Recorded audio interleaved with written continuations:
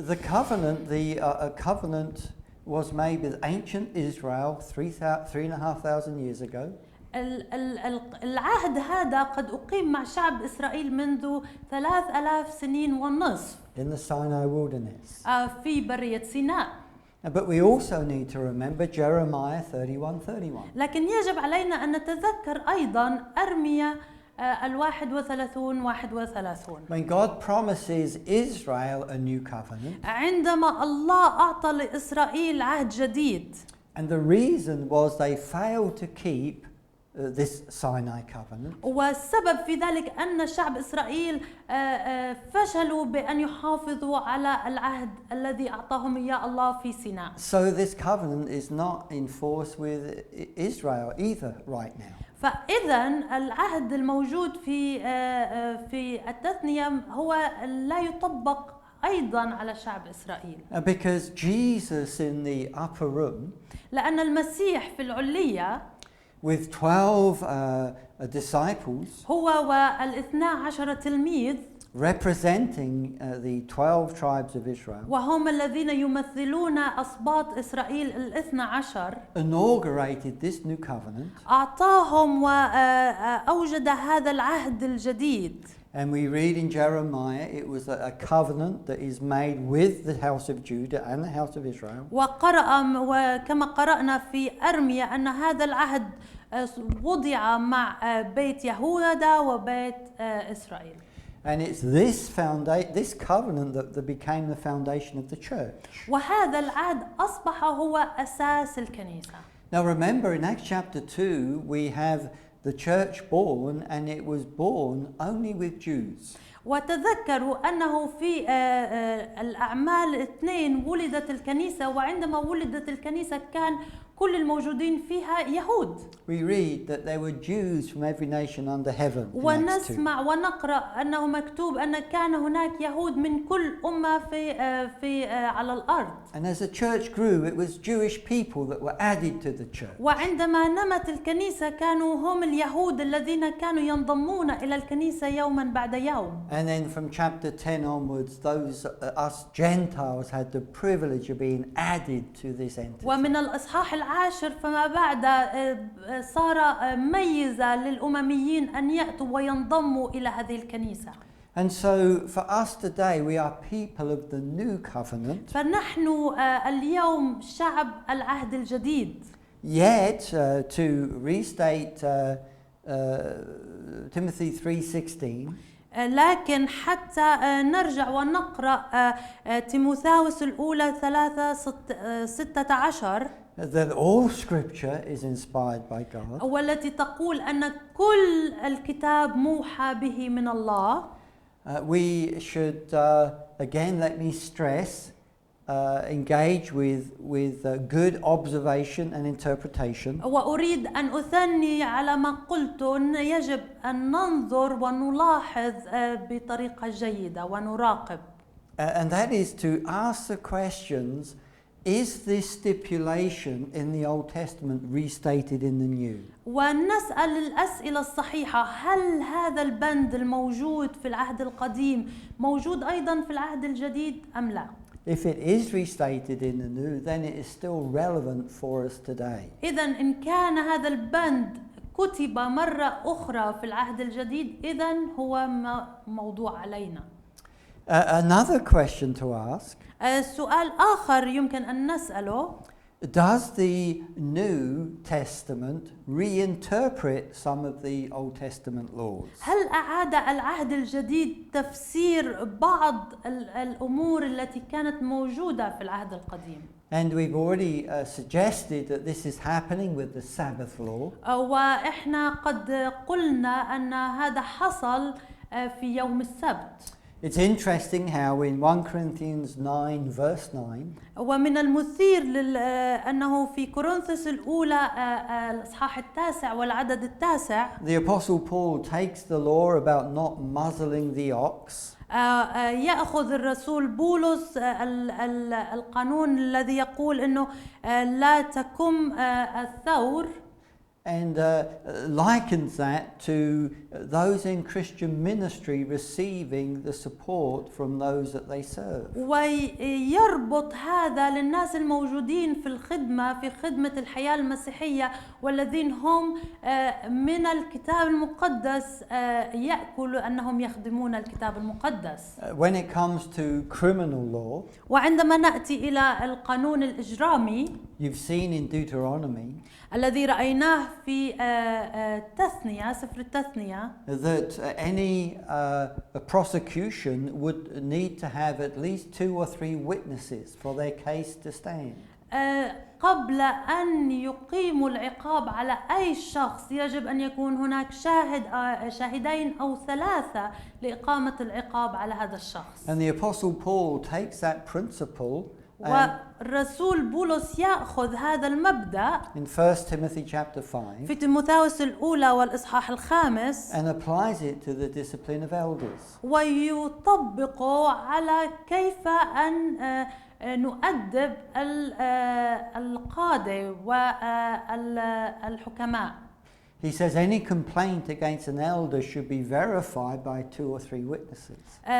أي شهادة زور أو أي شكوى على واحد من هدول يجب أن يكون عليها شاهدين أو 3.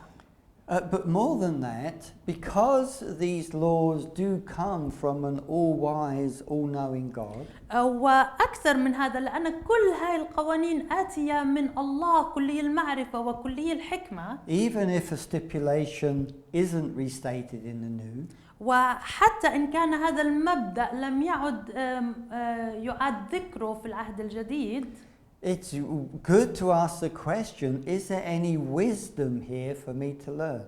من الجيد أن أسأل نفسي هذا السؤال: هل يوجد في هذا المبدأ أي شيء لي حتى أتعلمه أو أي شيء حكيم حتى أتعلمه منه؟ Recognizing that these laws come from an all-wise, all-knowing God that loved his people. مع العلم أن هذه القوانين آتية من الله كلي الحكمة وكلي المعرفة. Let's take again the example of the Sabbath day, which is not something restated in the new. دعونا نأخذ مرة أخرى مثال يوم السبت والذي لا نراه مكتوب حرفيا في العهد الجديد. This understanding of Sabbath, of course, is a really big subject on its own. فهم يوم السبت كموضوع هذا موضوع كبير جدا حتى نفهمه. But at its very basic level, it was requiring that Israel would rest. لكن الفكرة الرئيسية والأساسية منه أن الله يطلب من شعب إسرائيل أن يرتاحوا. They didn't go to the tabernacle. لا يذهبوا إلى الهيكل. They didn't have any religious services. لم يكن لديهم أي أمور دينية وأخرى. The point was to rest. لكن النقطة من وراء يوم السبت هي أن يرتاحوا. The whole family had to rest. كل العائلة مع بعض يجب أن ترتاح. And even the working animals had a rest. حتى الحيوانات التي تعمل يجب أن ترتاح أيضا. And you can see how God created a rhythm of work and rest. وهنا نرى كيف الله خلق هذا النظام من الراحة والعمل. And if we don't acknowledge that, then we can suffer the consequences of either laziness. وإن لم نمشي على هذا النظام سنواجه العواقب، إما أن تكون حياتنا فيها كسل، or on the other side, overwork. أو من الناحية الأخرى تكون حياتنا مليئة بالعمل ولا نعطي وقتا للراحة. But particularly, I want you to consider when thinking about these different laws. أريدكم بالتحديد أن تفكروا عندما ننظر إلى هذه القوانين how they relate to the principle of love. كيف كل هذه القوانين تتحد مع مبدأ المحبة. In Matthew 22, في متى الإصحاح 22 people came to Jesus and asked him what was the greatest commandment. أتى الشعب للمسيح وسألوه ما هي أعظم وصية؟ And you remember how he answered? ونتذكر مع بعض إجابة الرب يسوع. There were two. كانوا وصيتين. You love the Lord your God. أحب الرب إلهك. You love your neighbor as yourself. وأحب قريبك كنفسك. And then Jesus said this. والمسيح ويسوع قال شيء ما. On these two commandments rest all of the law and the prophets. وعلى هذه الوصيتين تعتمد كل الوصايا الأخرى. In other words, all of these laws, بكلمات أخرى وبمعنى آخر كل هذه القوانين. and we understand that there was 623 in all. ونعرف كما نعرف أنه كان هناك 632 وصية كلهم على بعض. All these laws were an expression of either loving God or your neighbor. كل هذه القوانين كانت تعبير إما عن محبة الله أو محبتي لجاري. Or both. أو محبة الله وجاري مع بعض. Now on the screen you see the pyramid. في الشاشة أمامنا نرى هذا المثلث. And at the point when the 2 points come together, the smallest. وعندما تأتي وتتقارب هذه النقاط مع بعض. We have two commandments. لدينا وصيتين. Loving God and loving your neighbor. أحب الله إلهك وأحب قريبك. But these are very general. لكن هدول الوصيتين عامتين جدا. How do I love God and love my neighbor? كيف أحب الله إلهي وكيف أحب قريبي؟ And as we come down the pyramid and it gets wider, وعندما ننزل من النقطة العليا في هذا المثلث وتتسع النقطتان عن بعض, we would put the 10 commandments. نضع القوانين والوصايا العشرة هناك. Because each of them are an expression of either loving God or loving your neighbor. لأن كل واحدة من هذه النواميس أو القوانين هي تعبير عن إما محبتي لله أو محبتي لجاري. You love God by not taking his name in vain. تحب الله بأن لا تكذب باسمه أو تأخذ اسمه باطلاً. You love your neighbor by not stealing their property. تحب قريبك بأن لا تسرق ما يمتلكه. And then at the very bottom of the pyramid, وفي نهاية المثلث هذا, you would have the rest of the 613 laws. نرى وجود بقية 613 قانونا آخر. Which are the outworking of the 10 commandments. وهم متفرعين من الوصايا العشرة. So let's just explore this quickly. دعونا نكتشف هذا بسرعة. Why don't we continue in Deuteronomy chapter 22? لما لا نكمل قراءتنا في تثنية والإصحاح 22.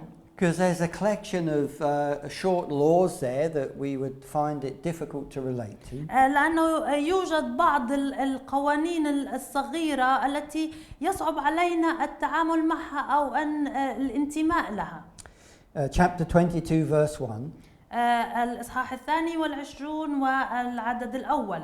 You shall not watch your neighbor's ox or sheep straying away and ignore them. You shall take them back to their owner. لا تنظر ثور أخيك أو شاته شاردا وتتغاضى عنه بل ترده إلى أخيك لا محالة. Now, of course, the laws for ancient Israel were relating to their own situation and circumstances. بالطبع كانت هاي القوانين لشعب إسرائيل القديم تتفق وتتحد مع وضعهم وأسلوب حياتهم. Most were farming people. معظمهم كانوا مزارعين. Livestock was their wealth. ومواشيهم كانت هي الغنى تبعهم. The ox was also their farming machinery. والثور أيضا كان هو آلة الحرث والزراعة لديهم. As it pulled their plow to plow up the land. فهم كانوا يضعوها حتى تحرث لهم الأرض. And if you found the ox straying, then you should take it back. فإن رأيت ثور أخيك شاردا يجب أن تأخذه وتعيده له. Now I know that there's countries where this is still very appropriate. أنا أعرف أنه في بعض البلدان أن تفعل هذا الشيء غير لائق. But for many of our countries, if we had an ox straying down the road, it would cause a crisis. لكن في مناطق أخرى من العالم لو كان هناك ثورا شاردا في الشوارع هذا ممكن يؤدي إلى مشاكل وأزمات. And cause a traffic jam as all of the traffic stops. كل السيارات والحوادث التي ممكن أن تحدث. And in the world I live in, I don't see oxes straying from their owner. في العالم الذي أنا أعيش فيه لا أرى عادة ثور هاربا من صاحبه. But I do find other things. لكن أرى أشياء أخرى. I do find occasionally someone may have lost their phone or their wallet. من الممكن أن أرى أن شخصا أضاع محفظته أو هاتفه. And how do I love my neighbor? كيف يمكن أن أحب قريبي؟ Well, I love my neighbor by trying to get their property back to them. أنا أحب قريبي بأن أعيد له ممتلكاته.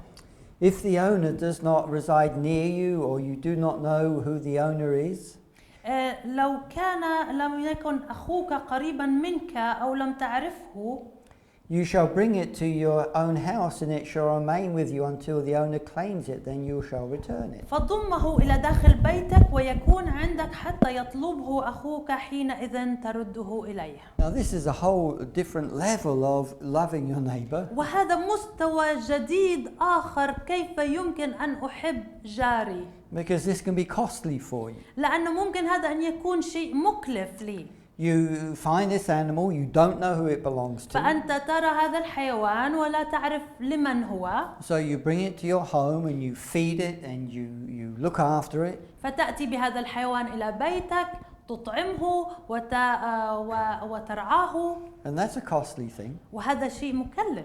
But eventually, of course, the owner will become looking for it because it's valuable. لكن في نهاية المطاف صاحب هذا الحيوان سيذهب وينظر ويبحث عنه لأنه ثمين بالنسبة له. And then you give it back to them. عندما يجده إذن تعطيه مرة أخرى لصاحبه. Now there may be times when some countries this is still appropriate. وممكن أن نجد في بعض البلدان هذا العمل غير لائق. But that won't happen where I live. لكن هذا لن يحدث في المكان الذي أنا أعيش فيه. But there may be other things. لكن ممكن أن يحدث أمور أخرى تشابه هذا الموقف.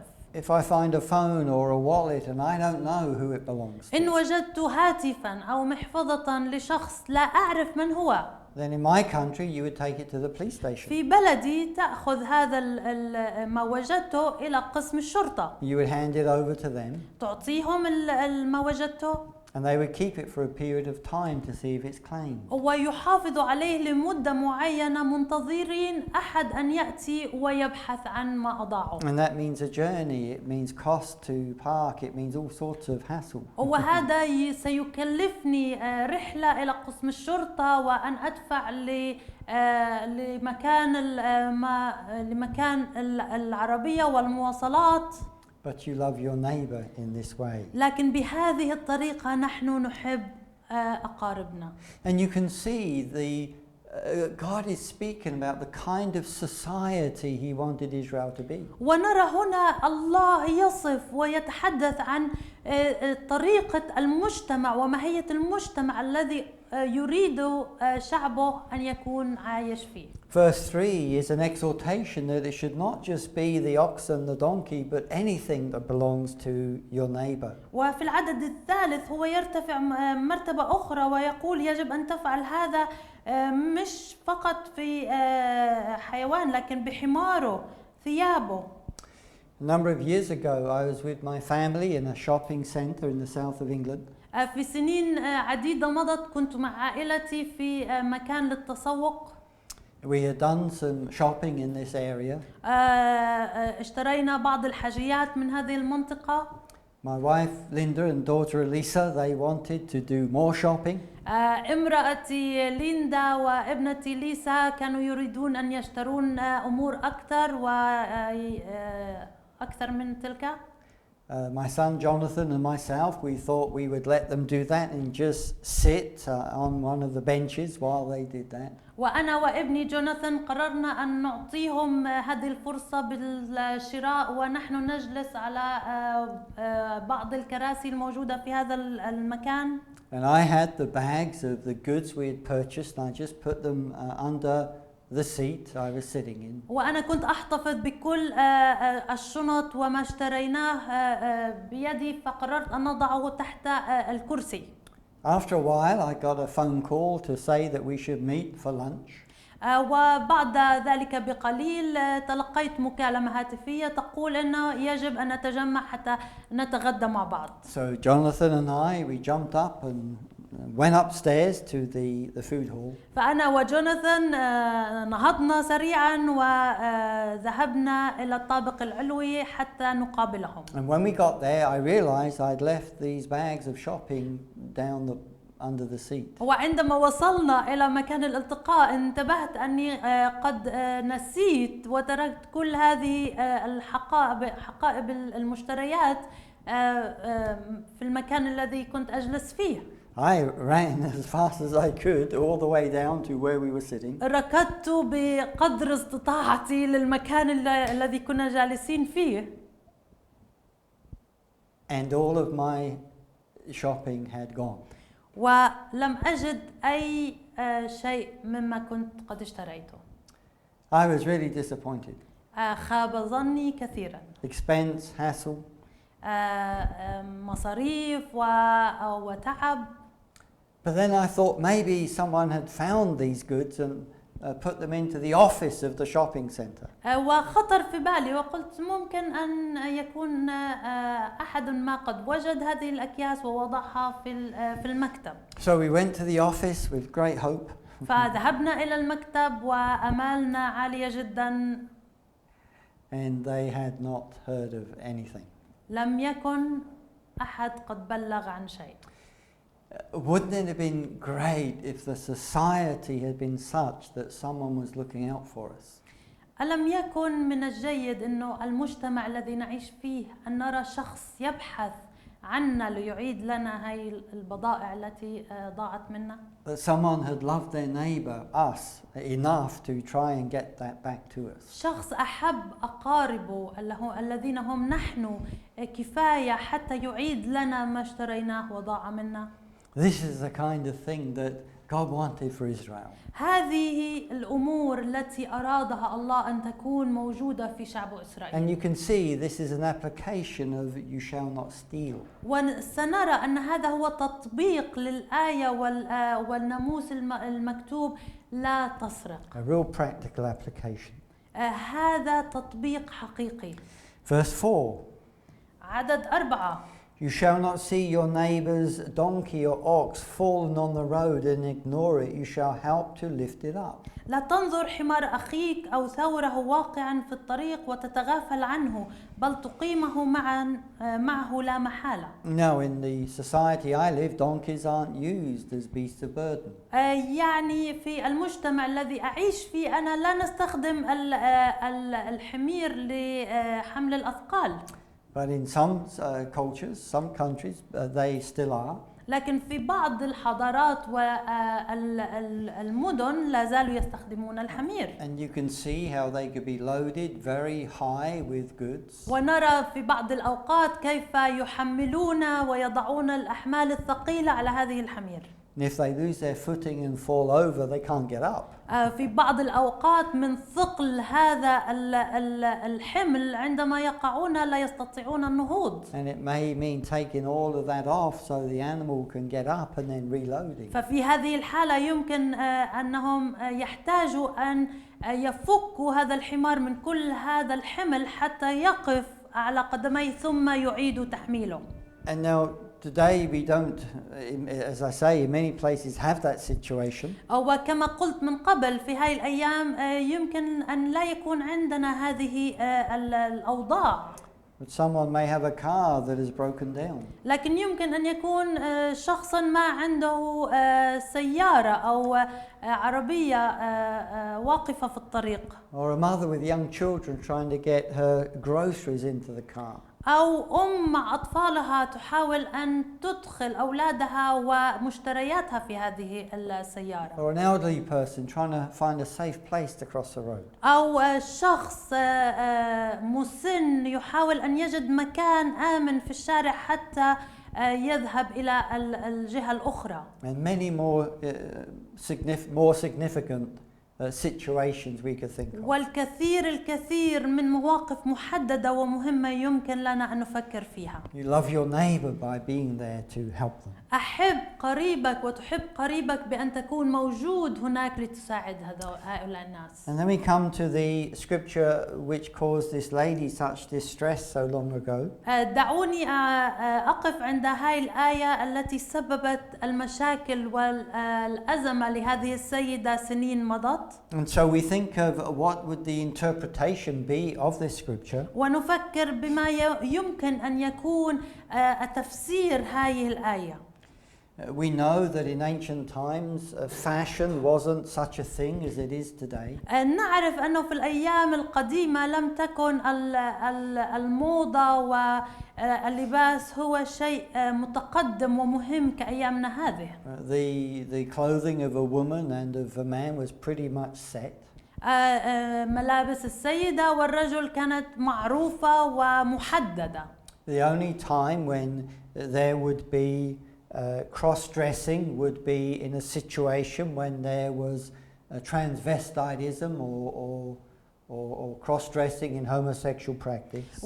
والوقت الوحيد الذي كان فيه في تلك الأيام يتبادلون اللباس هو الوقت الذي كانوا يمارسون فيه الشذوذ أو الأمور الغير طبيعية. This practice would have been connected to the fertility religions. وهذه الممارسات بالعادة ما تكون مرتبطة بالديانات التي تريد الخصب المرتبطة بالخصوبة. That required different kinds of sexual perversion. ونرى فيها أمور مختلفة فيها تمارس ممارسات جنسية مختلفة. And by keeping free from these things, it was of course not just loving your neighbor but loving God as well. وبما أنه الله وفي هذه الآيات منعوا هذا الأمور هذا يعني أنني لا أحب فقط قريبي لكن أحب الله أيضا. These next two verses are another example of what would seem to be strange laws. والآيتين المقبلتين هما مثال على ما يمكن أن نقول أنه قوانين غريبة. When you come to a bird's nest in any tree or in the ground with fledglings and eggs, with the mother sitting on the fledglings or on the eggs, you shall not take the mother with the young. إذا اتفق قدامك عش طائر في الطريق في شجرة ما أو على الأرض فيه فراخ أو بيض والأم حاضنة والفراخ أو البيض فلا تأخذ الأم مع الأولاد. Let the mother go, taking only the young for yourself, in order that it may go well with you and you may live long. أطلق الأم وخذ لنفسك الأولاد ليكون لك خير وتطيل الأيام. Let's just imagine the situation. دعونا نتخيل هذا الوضع. Where you're walking along a road. وأنت تمر في شارع. And you come across a wild hen. وأنت تجد دجاجة برية. Sitting on a nest of eggs. وتجلس على في فراخها على البيض. And you're really happy because you think to yourself. وأنت يعني سعيد لأنه أنت بتفكر.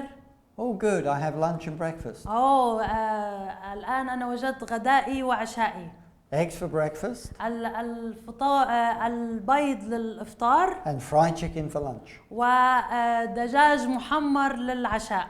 And so you take the chicken and the eggs. فأنت الآن تأخذ الدجاجة والبيض. The problem with that, of course, is there's nothing left for the next person. المشكلة في هذا أنك أنت تأخذ كل شيء ولا تبقي أي شيء لمن سيمر في هذا الطريق بعدك. If you take the eggs and leave the chicken, فإن أخذت البيض وتركت الدجاجة, then there will be more eggs. سيكون بيض آخر في اليوم الثاني. And in this way, you're loving your neighbor. وبهذه الطريقة أنت تحب جارك. Now, of course, we talk a lot today about sustainability of the planet and these kind of things. وفي الطبع احنا نتكلم في وقتنا الحاضر كثيرا عن كيف نحافظ على كوكبنا. The use of natural resources, environmental pollution. استخدام الموارد الطبيعية والتلوث الهوائي. And how these things are affecting the future generations. وكيف كل هذه الأمور مع بعض تؤثر على الأجيال القادمة في المستقبل. These kind of things were not a question way back 3,500 years ago. They didn't think like that. من 3000 سنة ونصف لم يفكر أحد في هذه الأمور فلم تكن مشكلة. But you can see in these verses this principle of using resources in a way that thinks about your neighbor. لكن في هذه الآيات ننظر كيف المبدأ موجود عندما أنا أستخدم هذه المصادر وأضع في فكري أن أترك بعضا لمن هم غيري. Selfishly taking stuff for yourself or considering others. أن لا تأخذ بأنانية كل الأمور لك وحدك أو تفكر في غيرك وتترك لهم البعض. Now, chapter 22 verse 8 is another law that many people wouldn't relate to.